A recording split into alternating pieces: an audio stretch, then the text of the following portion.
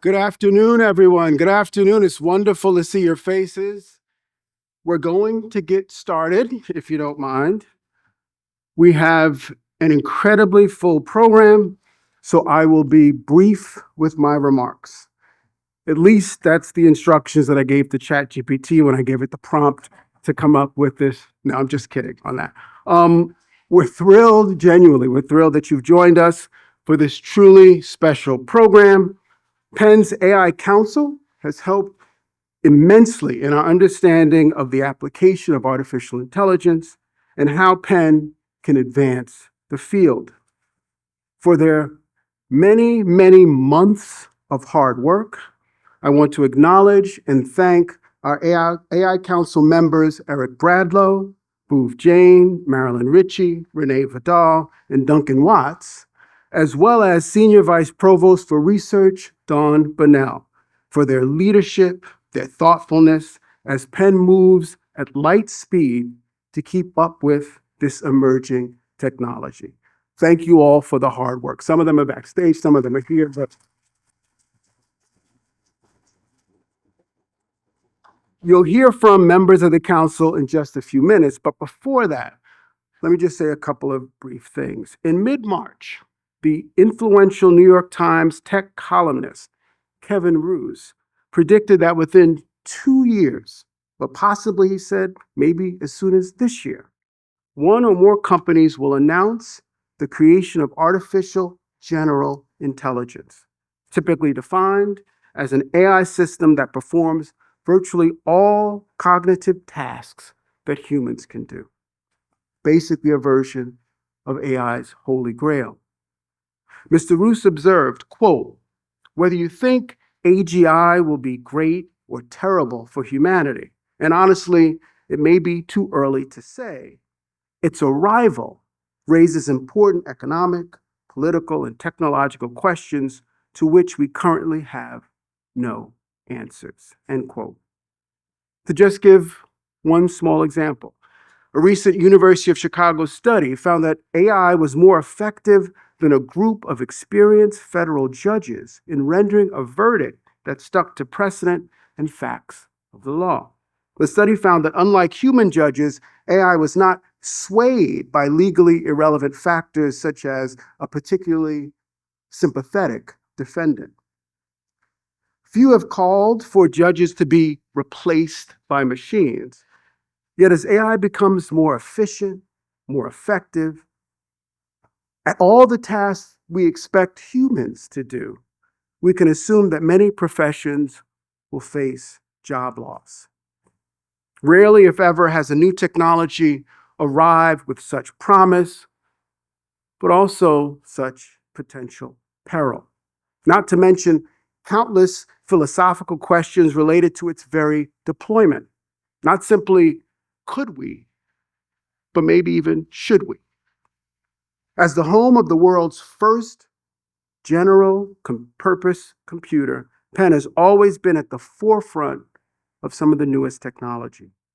Our focus on interdisciplinary education and research means that we are, I think, uniquely positioned to both understand and advance artificial intelligence, which will touch every aspect of academic life and virtually every single human endeavor. In addition to know-how, Penn is fortunate to have the resources to support these valuable efforts. This spectacular new building, Gutman Hall, supported by a gift from trustee and alumnus Harlan Stone, has given us a new home for innovative AI work across the disciplines. And in 2023, Raj and Neera Singh endowed the first undergraduate degree program in AI in Penn Engineering, and the first of its kind in all the Ivy League. As one of the world's top research institutions, we're also cognizant of our great responsibility to try to figure out the most ethical use of this powerful technology. And we'll hear a little more about that in the discussion later. So for now, all I want to say in this hopefully you felt like it was relatively brief talk, so ChatGPT got that right, is again, thank you for joining us for this special program. And now it is my great pleasure to welcome Penn President Larry Jameson, who will give us some context for this AI work at Penn and a little bit about what the future entails. Larry.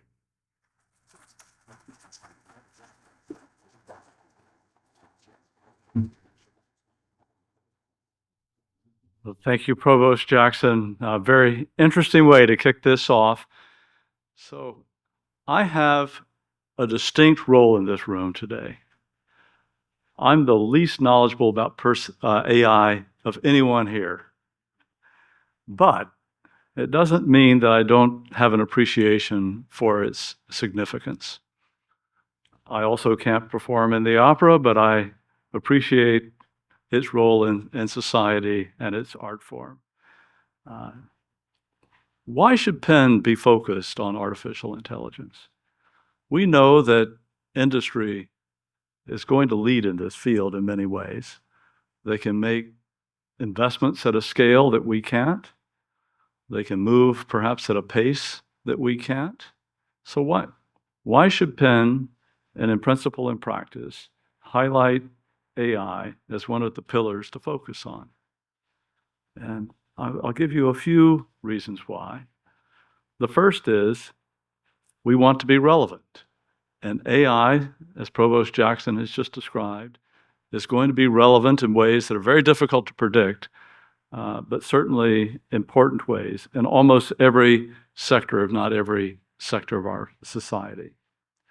Second, we can do things that industry can't do. We've got breadth and connectivity that just do not exist in industry. So in my background as a physician scientist, I might have asked the same question: why should we try to create new drugs or new diagnostics in the academy when biotech and pharma have more resources and greater scale? And the answer is pretty much the same. We want to be relevant, but we've also got access to connectivity that just don't exist. We're in front of patients. We've got colleagues who do clinical trials, and there's a bidirectional flow of information.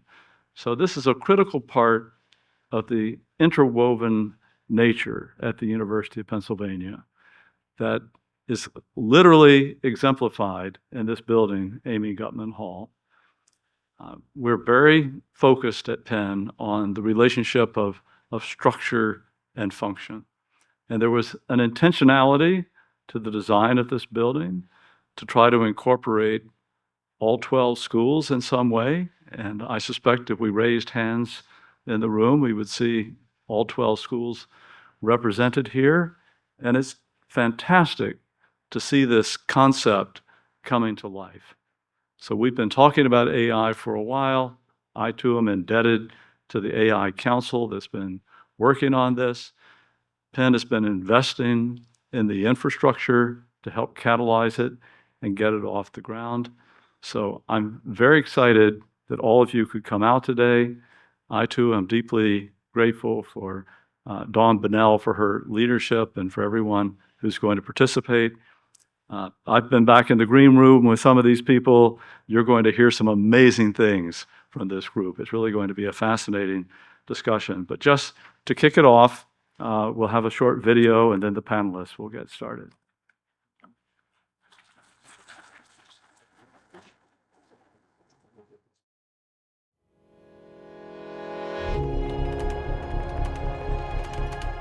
I think Penn has a very healthy view of AI. It's going to change every field. I love hearing my counterparts in physics and medicine, psychology, English, music, talk about the application of AI in their fields. My research is in cosmology, so I'm interested in questions about the initial conditions of the universe, where the expansion of the universe is headed. The tools of AI help us accelerate our computation a great deal. And that's a big deal because that's the difference between being able to answer a question or not at all in a human lifetime. We have a scientist, Dr. Rafe Macbeth, who's been working on a methodology with his team that can, in that initial visit, use AI to analyze the scan, identify where the radiation should be, and do it in that visit, which to me is transformational. Like, who with cancer wants to come in and get evaluated and then go home and wait for a week or two before treatment? And so I think we're gonna see AI used in that patient-provider interaction space a lot more. In my lab, we study the role and impact of social media and AI on gun violence. And then we use the center, the Penn Center for Inclusive Innovation and Tech, to translate those findings. We needed a strategy to find and identify millions of tweets. And so one way in which we did that is to use a machine learning to identify content associated with violence. But then once we started to dig deeper, we realized that there was a bigger story there, and that perhaps AI could help us to predict language and patterns of communication that might tell us something more about violence. AI in general, and deep fakes in particular, have a potentially transformative effect on American democracy and the way we think about free speech. And so we actually see this as an enormous problem, and that's very real. In many ways, that's why we have created the new Penn Center on Media Technology and Democracy, conducting empirical research on the impact of digital technologies on democratic processes right now. What is safe when we talk about using AI in society? What's the threshold of safety? That's a difficult question to answer. It needs getting people to sort of come together and have a discussion as to what is safety, because that then will guide subsequent development for us as to how to design safer forms of AI systems that society can tolerate. My initial step into AI was through a program called Warren Analytics Fellows at Penn.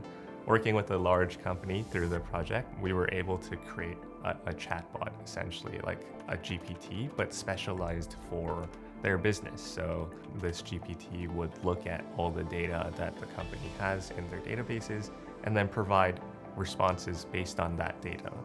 We can take data of all kinds of types, create numeric content from that, and then use that into predictive models. Everything we do, whether it's responding to customers, analyzing customer data, creating new content, a great place to start is using large language models. One of the ways that Penn GSE is leading in this space is we are the first Ivy League institution to offer an online learning analytics and AI degree. It'll be a master's degree. These are going to be students who are learning online across the globe. How do we think about learning analytics and AI from an education perspective? And I think it's going to be incredibly exciting for us to see how this grows, and we will constantly be revamping the curriculum to make sure we're keeping up with AI as AI grows.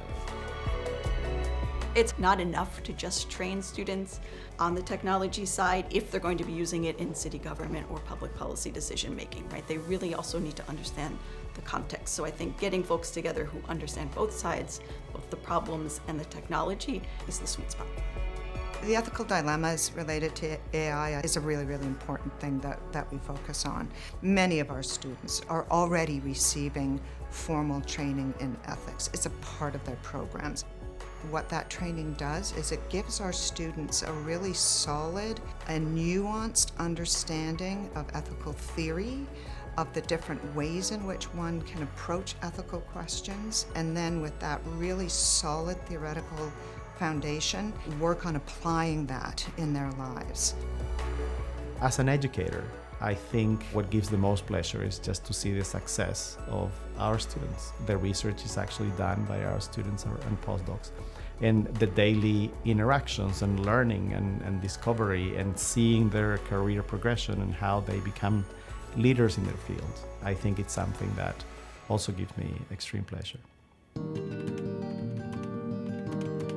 Penn has this idea of the interdisciplinary research, and like a lot of universities do say it, but I think that Penn actually executes on it. Right now, we're collaborating with some people in the med school, and we're trying to build a better vision language model for X-rays. We're trying to incorporate the knowledge from doctors to the AI models themselves to make them better. There are open questions in robotics, open questions in biology, and I think like having this type of mindset in providing the facilities, the people around us with expertise, and the compute power gives a very nice hope that academia will be involved, and especially Penn, in the forefront of AI in the future. Through the formation of the AI Council, which has happened through our Provost's office, it got us to get together and say, what's common among we're trying to share and do? We all know we need large-scale computing, so obviously Penn is investing in PARC. PARC is the Penn Advanced Research Computing Center. It is the hardware capacity to double the compute capabilities on campus at the University of Pennsylvania. Having access to supercomputers lets researchers at the University of Pennsylvania work on problems that are a decade out so that we can do that forward-thinking research. Nature abhors a vacuum.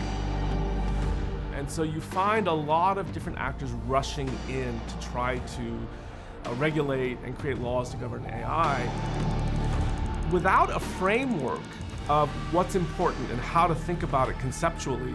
I think policy making really flounders when there's not actually the discipline of frameworks created by academics.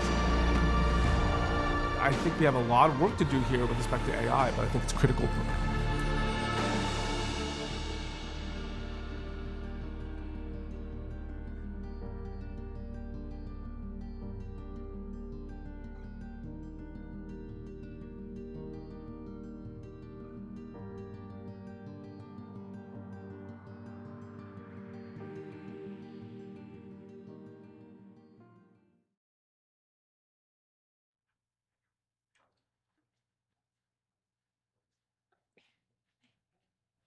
All right, we'll all get settled in.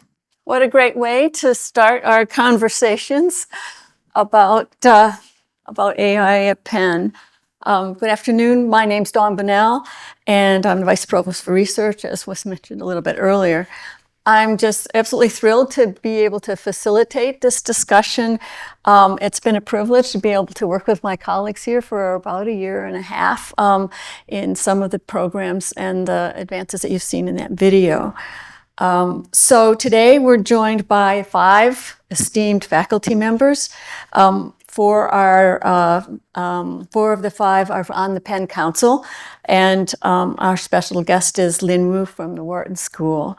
We'll start with a panel discussion about Penn AI research, its impact on society, and we've also received questions through the registration process that we'll try to address as many as we can after we follow the topics. But let me start first with introductions to the folks on the table here. Jain from the School of Arts and Sciences is a professor in the Department of Physics and Astronomy, and he's also the co-director of the Penn Center for Particle Cosmology and a co-director of the Penn Data-Driven Discovery Initiative. And I also want to mention that Bhuv serves as a co-chair of the Penn AI Council here today. Second, Marilyn Ritchie from the Perelman School of Medicine is a professor in genetics, the director of the Institute of Bioinformatics, and is a vice dean of artificial intelligence and computing, among many other titles. Next, I'd like to introduce René Vidal. René right here. René Vidal, who serves as the co-chair of the Penn AI Council. He is a PIK University professor in engineering and the School of Medicine, and director of the Innovation in Data Engineering Science Ideas, the Initiative Ideas program. And Duncan Watts is also a PIK professor in engineering, Annenberg and Wharton, and he's a director of the Computational Social Science Lab, a co-director of the Center Media, Technology, and Democracy. And finally, Lin Wu. Lin is an associate professor at Wharton in the Department of Operations, Information, and Decisions. So with that, again, pleased to have the opportunities to work and talk and engage with this group of people. Just awesome. So we're going to start first with some questions, individual questions, and we'll just jump right in. to hearing our panelists say what they think is the most exciting developments related to AI in their fields. So I'll start with Duncan. One of the themes of AI research is AI in society. And so, Duncan, how is AI changing what's possible for social scientists and those interested in social issues? Yeah, great question, Dawn. And as you mentioned, I'm a computational social scientist, which means roughly that I take methods and ways of thinking from the computer science and applying them to questions that are of interest to social sciences and society. And I have to say that the last sort of 2 or 3 years have really revolutionized our how social scientists think about their own methodology in many different ways, in so many different ways that we could sort of spend a whole session just talking about that question. Mm-hmm. But something that Bhuv said in the video, I think encapsulates kind of the general idea, which is that what AI and actually and Marilyn's comment as well, right? That one of the ways in which AI is impacting all of our fields is it's taking things that we used to be able to do on some time scale and then shrinking that time scale dramatically, because it can process data so much faster at massively larger scales, and often with an accuracy that is equal to or superior to the sort of gold standard methods that we were used to. And at some point, that change in quantity becomes a change in quality. That you can just ask different questions entirely than what you had been able to do before, even though in some sense you're just kind of speeding things up. And that's absolutely happening in the social sciences. And I'll just give you a couple of examples. So you mentioned the video also mentioned the Center for Media Technology and Democracy, and you saw Christopher, my co-director, speaking about that. And there's a whole set of questions about what is the media, what is the information that the media is producing on a daily basis and that we're all immersed in, and how is that affecting how people think and what our views are on the world, and questions about polarization and political action and so on. And one of the problems with asking questions about that topic is the amount of information out there is vast, right? And it's spread out in many different formats on many different platforms. And so, the ability to sort of take a God's eye view of the world and ask, what is the media saying and how is it saying it, and how could that be misleading or biased or divisive or polarizing, is something that we could just speculate about until a couple of years ago. But with using AI, we're actually able to classify text and increasingly audio and video data, almost in real time, and be able to provide labels and classifications that are as good as if we had a human doing this, except it's not something that a human could ever have done. And so that's just sort of one example of being able to ask questions at a scale that would have just been unthinkable just a handful of years ago. Another quick example that is becoming increasingly popular is using AI agents as proxies for humans, so that you can actually replicate entire experiments in which once upon a time people would have interacted with each other, except now it's all AI agents talking to each other. And so it's like a kind of simulation, but it's a simulation that's sort of almost the same as with humans, except once again you can do it at a vastly faster scale, and very interesting implications for ethics as well, right? There are of course many experiments that one might have wanted to run but couldn't run because you might expose people to harm or whatever. And so there's sort of interesting questions about what you can do in this sort of speculative way using AI agents. So this is just two quick examples of how we're really kind of rethinking all of our tools in the social sciences now in light of these rapidly changing developments. Mm. That's an interesting concept of them talking to each other, right? The two bots. Silicon samples, they call it. Right. Yes. You can sort of take samples of the population, but they're silicon samples. Yeah. Great, thanks. René, as a leader in both medicine and engineering, how do you see AI driving innovation in areas like robotics or medical imaging? Thank you for a great question. Robotics and AI as disciplines both began in the 1950s, and they've both evolved in parallel for a very long time.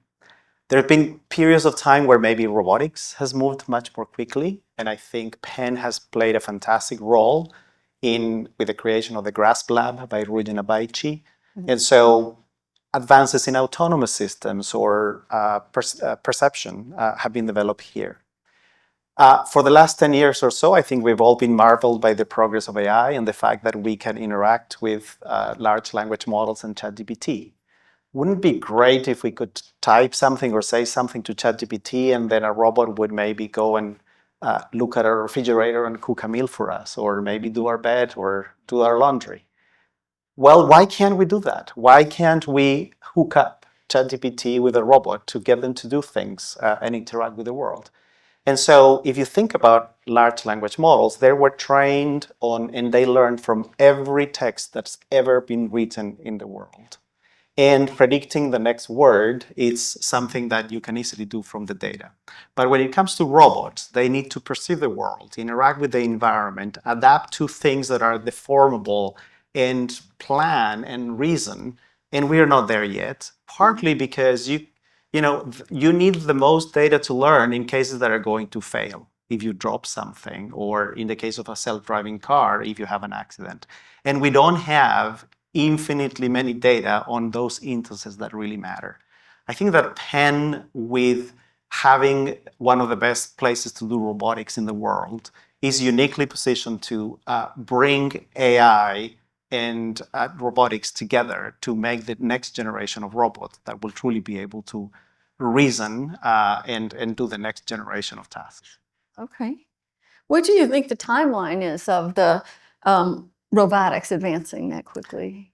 Well, there is someone who has been developing self-driving cars that said we will reach next level autonomy next year for the last 10 years. So I don't want to, so I'm going to say next year. Okay. Okay, that's fair. All right, so Marilyn, how do you envision AI reshaping healthcare delivery and medical research? And what do you think are the biggest opportunities, and maybe what are the risks as well? Oh, great question. So I've been working in the field of biomedical informatics for about 20 years and doing AI of one type or another, but I have to say the last 5 to 10, it's really accelerated really fast. I think a couple of big areas, and playing off of some of what Duncan mentioned about audio and video and the capabilities that we have today, and many of you have heard me mention this, and I think he's in the room here somewhere. Kevin Johnson is a PIK professor. There he is over there. He has a project that I want to highlight because it blew my mind when I first heard him talk about it. And since then, kind of watching that project, but also other people's projects, I think it is showing us what's going to happen in healthcare and medicine. It's not only doing things faster, but potentially more accurately and efficiently and safer. So imagine going into an office visit with a physician, and instead of the physician sitting at the computer and typing things into your health record and looking up when was the last time they prescribed this, or when was the last time your lab looked the way it does now, they just sit and look at you and talk to you. And before they came into the room, they checked your chart, and the nurse already interacted with you and took a video and audio of what happened and reports back to the physician, their gait has changed. They're actually walking a little bit slower, and maybe there's more of a shuffle than what we saw 6 months ago when they were in. And their sentiment looks a little bit more depressed or anxious. Maybe they're sitting over in their chair a little more than they were the last visit. As a human, you wouldn't remember those types of things, but a computer can measure kind of your posture and your gait and your sentiment and record all of that. And so instead of, the physician kind of guessing and looking at the computer, they can look at you. And so what Kevin is doing is recording clinic visits, both audio and video, and making those videos de-identified in a way that not just his group can analyze them, but all of us could analyze those data and try to understand what's happening in patient-provider interactions and what's happening in different clinical conditions that maybe the AI could pick up on that a human might miss. And we could make those healthcare visits much more enjoyable for the providers and the patients, because the patient doesn't want to look at a physician's back. They want to look at the doctor, and the doctor wants to look at the patient, not a computer screen. And so if we could really change that interaction, I think healthcare interactions are going to be better for everyone. And I think we're already starting to see, things like ambient listening. So the Penn Medicine Health System has already done some experiments with ambient listening and turning that audio into text that can go into the clinician note. So instead of the clinician having to go back and type everything that just happened, a note is there that they can look at and edit and correct, because AI is not always right. Back to some of the risks, it sometimes gets the words wrong, sometimes it hallucinates and puts in completely wrong information. So a physician still has to look at it and edit, but they don't have to type it all out. And so I think we are going to see that whole interaction change in a big way. I think the risks are going to be things like hallucinations and getting it wrong. I would argue that humans sometimes also get it wrong, especially when we're tired. I think I worry a lot about patients just going to ChatGPT and using Dr. GPT instead of talking to their doctor. I think that's a risk. And so figuring out safe ways for patients to interact with chatbots and get accurate medical information. So someone recently asked me, where do you think startups could spend some time? I'm like, work with health systems to make safe chatbots for patients, not just go to any chatbot, because that's what's happening today. But I think it's really exciting, and I think we're going to see healthcare very differently. I don't want to put a timeline. In a few years. Okay. Next year, just right. like René said. I'll ask you next year. Okay, now let's turn to Lynn. Lynn, how is transforming the business landscape, particularly in the area of business processes, product innovation, management, and if you have opinions also on workforce down the road, that would be helpful. Oh, that's a great question. So I'm a tech economist, so I've been studying how artificial intelligence affects businesses for over a decade. And I think, we're at a very interesting time where the growth of technology improvement is exponential. And we're expecting $1 trillion unlock in our economy to capture what AI can offer. At the same time, I just saw the most recent report came out of Census, conducted by Christina McAlpern, and she showed that GDP growth as a result of AI is actually negative. It's 2% decrease in productivity in the most recent years, at least in the short run. But then if you look at in detail, what's actually happening is that the variance is enormous. There's some firms are doing amazingly at AI, capture business value, killing the competitors, just killing it, right? And there are companies who are just disastrous at AI.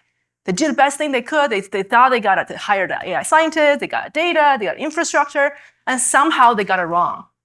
So we're at a critical adjustment period in thinking through how do we actually capture that $1 trillion unlock, understanding that know-how is actually critical. And because AI is exciting, but it doesn't do everything, right? So I don't see labor displacement at large as quickly as many others are expecting. So figuring out what works, what doesn't work is critical. And I see that when firms are using AI to improve processes, like what Marilyn had just mentioned, right? Mm-hmm. And not only just changing directly labor substitution, but actually re-engineer, change an entire process. And that is where the value unlock happens. So in my own research, I studied about 3,000 firms in the US. I see that when firms do that, their productivity went up 7%. On average, -2. But you do this process studying, talk about how to improve it and redesign the process, then you see a value unlock of 7% in productivity, which is huge.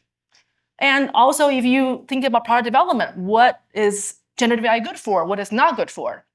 It's really good at coming up with great ideas. We're combining things much faster than we could possibly do. But they're terrible at choosing which one to actually implement, right? So that is a critical way to figure out, okay, we can actually use AI and make us all super productive. And when firms using generative AI to do recombination and innovation, I find that they produce about 1 to 2 patents extra a year. So this is really unlocking so much value, but the key is not about scaring using about this technology, but really figuring out know-how and how to use this technology in an effective way. Do you think that if as the AI tools advance, that it'll become more effective? I mean, one would think in the business space. I'm talking. Absolutely, I think we are in an exponential scaling law where the capacities improve so quickly. But I think. I think what I'm saying, the 7% may be an underestimate. It could be even greater once we figure out how to unlock it, or where the period where we're learning that adjustment. And at the same time, I think hallucination will never go away. So there's always going to be something we have to adjust. We cannot just plug AI in and be done with it. It's always going to be some kind of adjustment we have to do to really effectively use AI. That seems to be becoming a theme in some of, what we're talking about here. Great.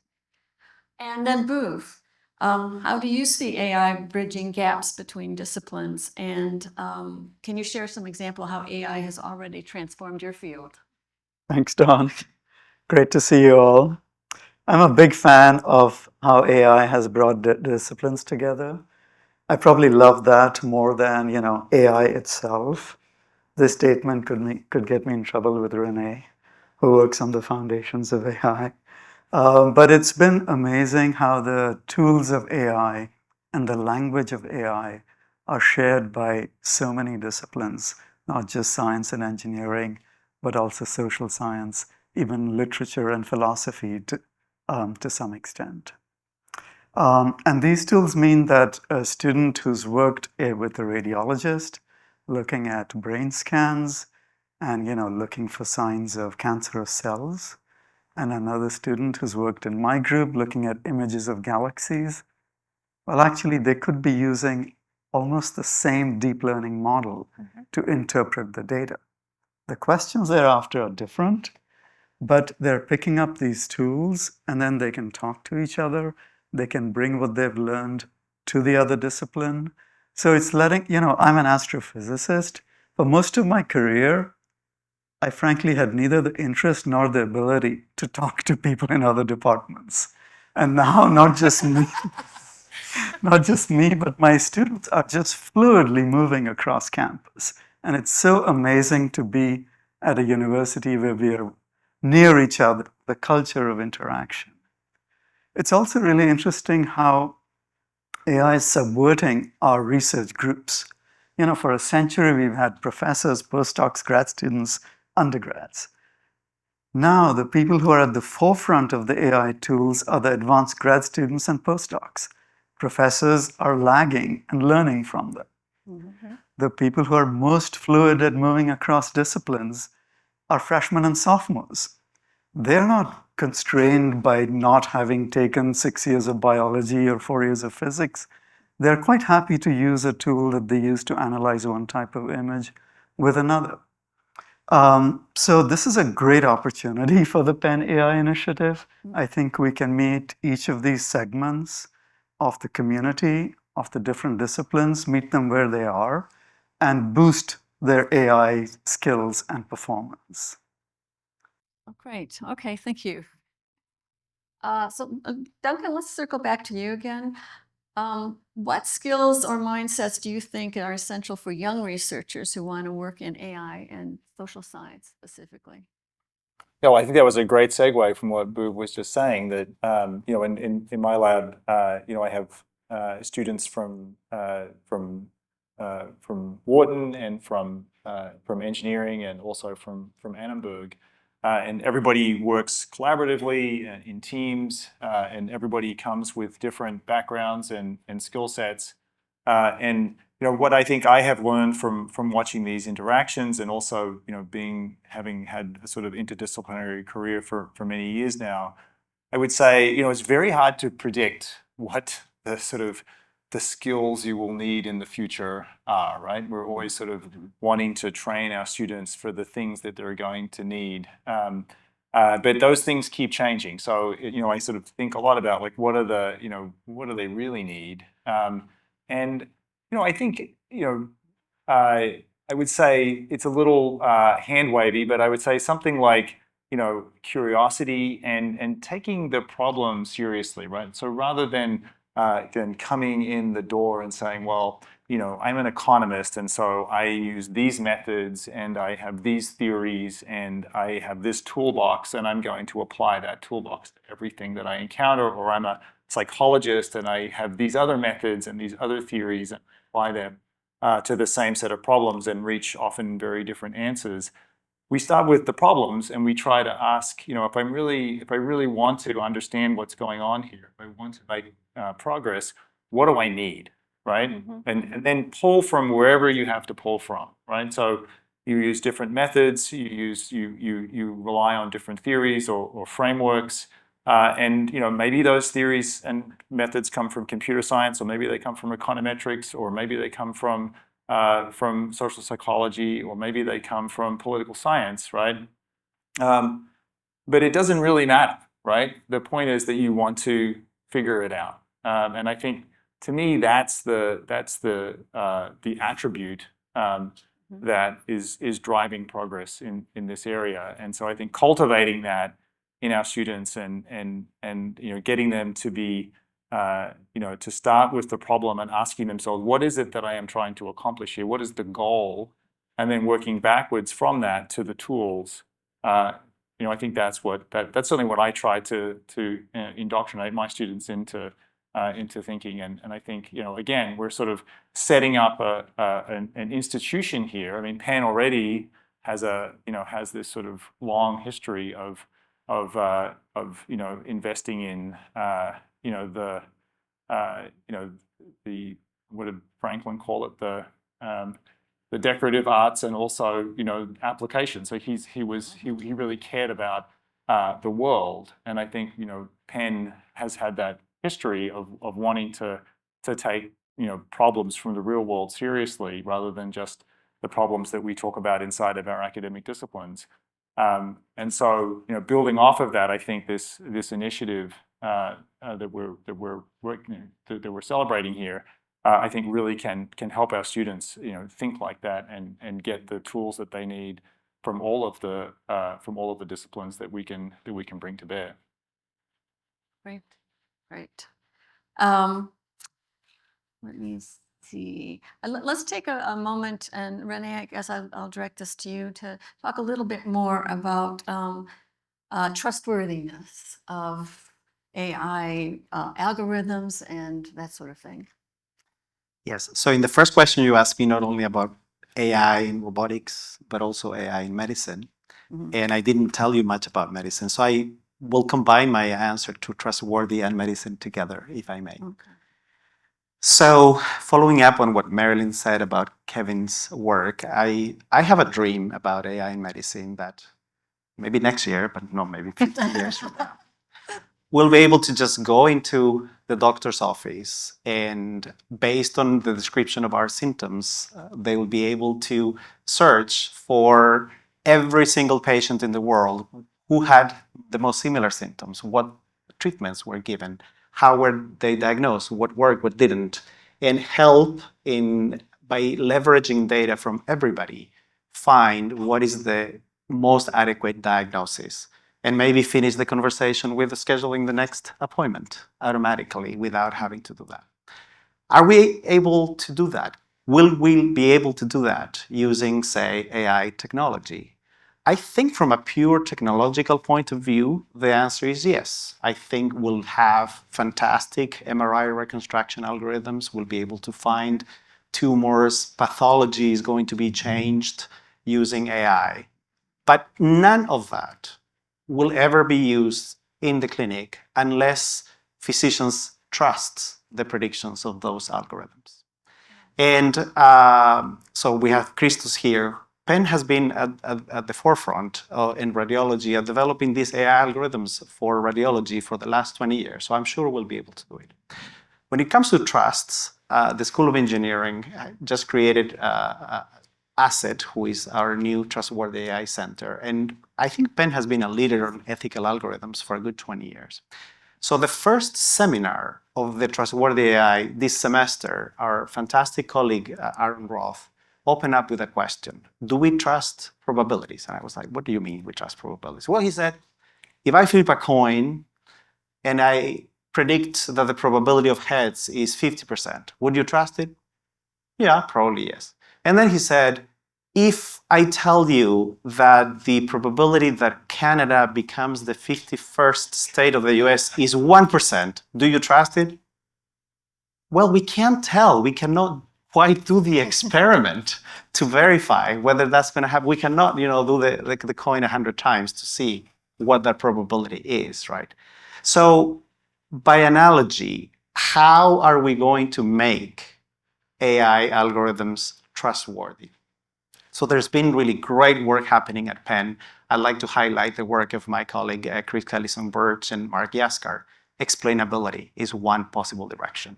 If we could have AI in medicine algorithms that not only predict that there is a tumor, but also provide you with the rationale as to why that prediction was made, then there is the possibility, at least, that clinicians can trust those predictions. If they can inquire the reasoning behind AI models, I think that's going to be another. And I think Penn is uniquely positioned to address that.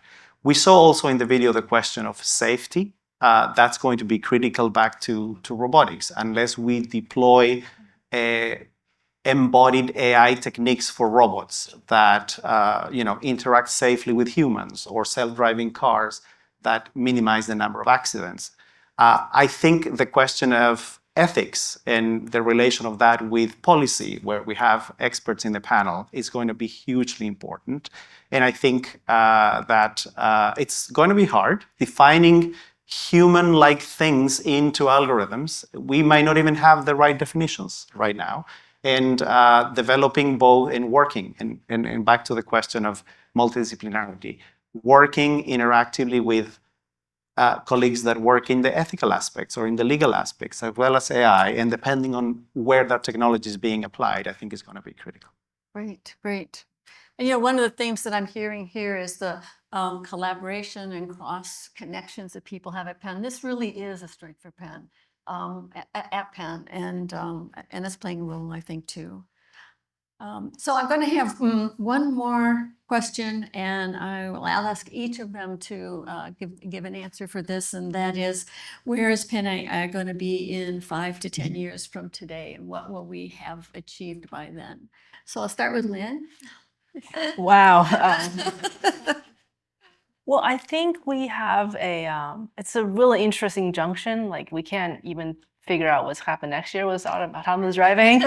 So I think educating the future workforce is going to be really critical as a central mission for us. The reason I'm saying is that, contrary to the robot story that many people have saying, oh, it's going to decimate jobs.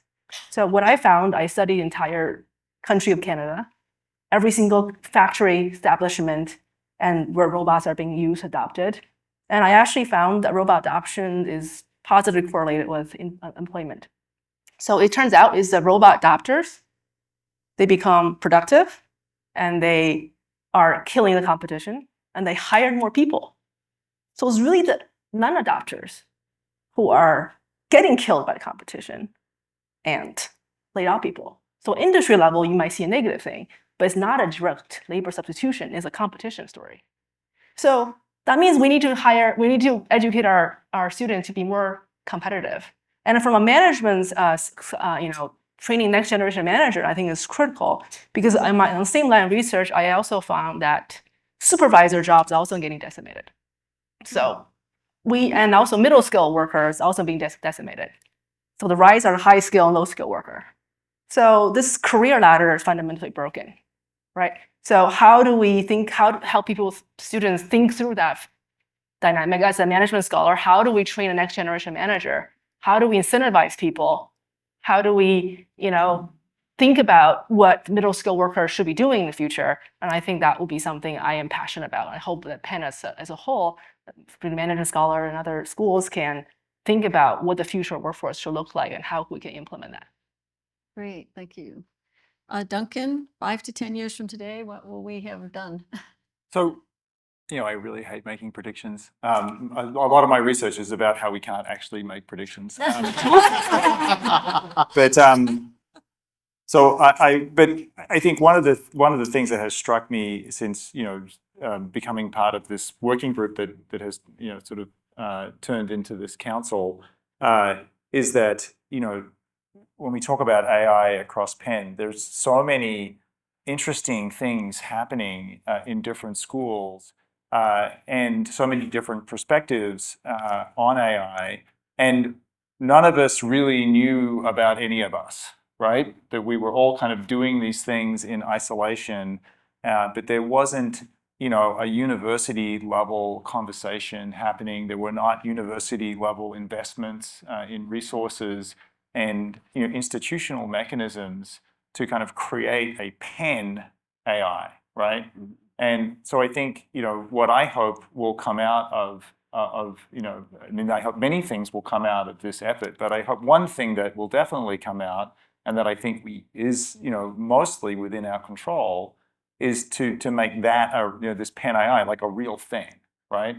So that there is there will be a community across Penn where we're all aware of what we're doing, and where we're starting up some postdoc programs that will allow junior scholars to interact with each other across disciplinary boundaries and to connect their advisors who are too busy to talk to each other, even though they wish they could.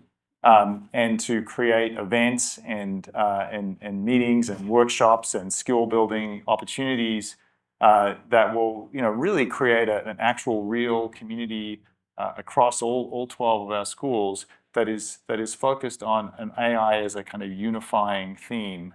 And if that transcends what we're doing on campus to position Penn itself as a leader in the field of AI, then so much the better. But I think that's something that we can really accomplish, and that I hope that we can focus on. Great, thanks.